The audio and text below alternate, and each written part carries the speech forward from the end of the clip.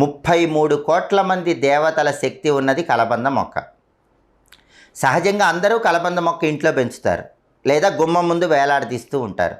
అయితే అసలు కలబంద ఎప్పుడు ఇంటికి తెచ్చుకుంటే అద్భుతంగా మనకు అదృష్టం కలిసి వస్తుంది? కలబంద కొన్ని ప్రత్యేకమైన రోజుల్లో ఇంటికి తెచ్చుకుంటే విశేషంగా కలిసి వస్తుందని పరిహార శాస్త్రంలో చెప్పారు.